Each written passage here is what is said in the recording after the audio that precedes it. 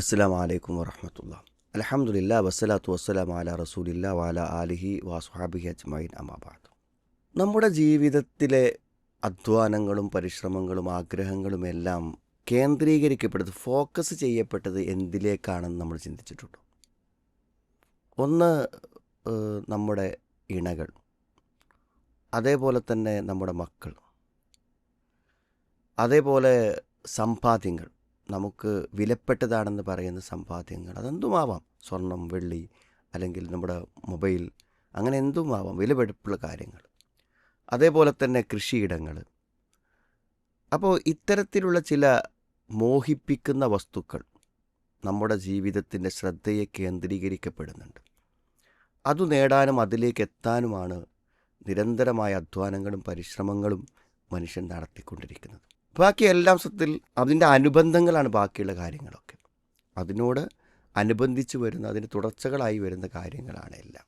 അപ്പോൾ ഇത്തരം ആകർഷണീയമായ കാര്യങ്ങളുടെ പിറകെ പോകുന്ന, അതിനോട് അമിതമായ സ്നേഹം കാണിക്കുന്ന ആളുകളെ സംബന്ധിച്ചിടത്തോളം ഒരു നാൽക്കാലികൾക്ക് സമാനമായ ഒരു ജീവിതമാണ്.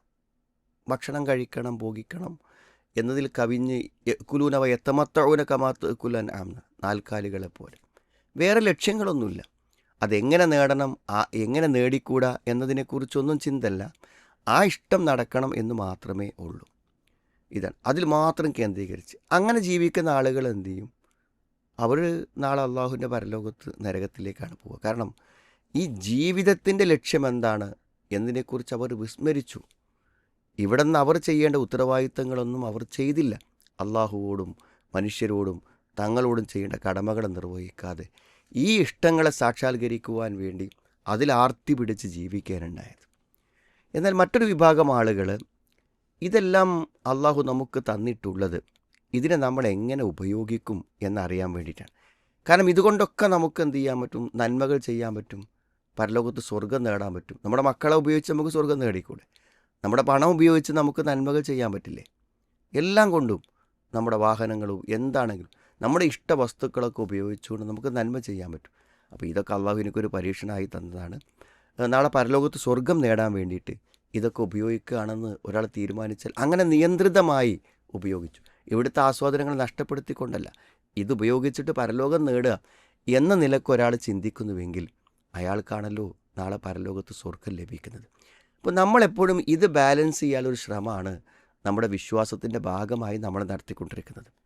നമ്മുടെ നിസ്കാരം തെറ്റാതെ, നമ്മുടെ കടമകൾ നിർവഹിക്കപ്പെട്ടുകൊണ്ട്, നമ്മുടെ സക്കാത്ത് കൊടുത്തുകൊണ്ട്, മറ്റുള്ളവർക്ക് ആവശ്യമായ സഹായങ്ങൾ ചെയ്തുകൊണ്ട്, എല്ലാം ചെയ്തുകൊണ്ട് നമ്മൾ ഇതിനെ ഇഷ്ടപ്പെടുക, അതോടൊപ്പം നമ്മുടെ നന്മകൾക്കൊന്നും തടസ്സം വരാതിരിക്കുകയും ചെയ്യുന്ന ഒരു സമീപനമാണ് ഒരു വിശ്വാസി ജീവിതത്തിൽ.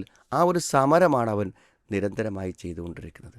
പിന്നെ ഈ കാര്യം അള്ളാഹു സൂറത്ത് ആൽ ഇംറാനിൽ പറയുന്നുണ്ട്.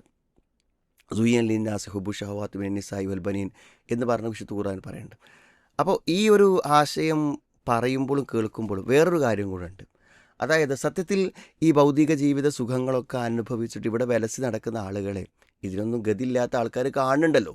അവരെ മനോഹരമായ വാഹനങ്ങൾ, വീടുകൾ, കൊട്ടാരങ്ങൾ, ഇതൊക്കെ ഇവിടുത്തെ പാവപ്പെട്ട ആൾക്കാർ കാണുന്നുണ്ട്. അവർക്കൊരു സമാധാനം കൂടെ ഈ ആയത്ത് കൊണ്ട് കിട്ടും. അതായത് ഇതൊക്കെ അനുഭവിക്കാൻ വേണ്ടി മാത്രം ജീവിക്കുന്ന ആളുകൾക്ക് നാളെ പരലോകത്ത് വരാൻ പോകുന്നത് ഭയങ്കര നഷ്ടമാണെന്ന് ചിന്തിക്കുമ്പോൾ ഇതൊന്നും കിട്ടാതെ പോയത് വലിയ സങ്കടമൊന്നും അതില്ലാത്ത ആളുകൾക്ക് ഇല്ലാതിരിക്കുവാനും ഒരു പക്ഷേ ഇത് കാരണമായി തീരും. അപ്പോൾ ജീവിതത്തിൻ്റെ എല്ലാ സന്ദർഭങ്ങളിലും നമ്മുടെ ജീവിതം ഇത്തരം ആകർഷണീയ വസ്തുക്കളിൽ, മോഹിപ്പിക്കുന്ന വസ്തുക്കളിൽ കേന്ദ്രീകൃതമാണോ? നമ്മുടെ ജീവിതത്തിൻ്റെ ചിട്ടകളും നിയമങ്ങളും വ്യവസ്ഥകളും മതജീവിതങ്ങളൊക്കെ തടസ്സപ്പെടുത്തുന്നുണ്ടോ എന്ന ആത്മപരിശോധന നമ്മൾ നിരന്തരമായി നടത്തിക്കൊണ്ടിരിക്കണം. ഇതൊക്കെ നമ്മുടെ കൈവശമുണ്ടെങ്കിൽ അതിനെയൊക്കെ മാക്സിമം എങ്ങനെ നമുക്ക് പരലോകത്തേക്ക് വേണ്ടി ഉപയോഗിക്കാൻ പറ്റും എന്നതിനെക്കുറിച്ച് നമ്മൾ ചിന്തിക്കുകയും ആലോചിക്കുകയും വേണം.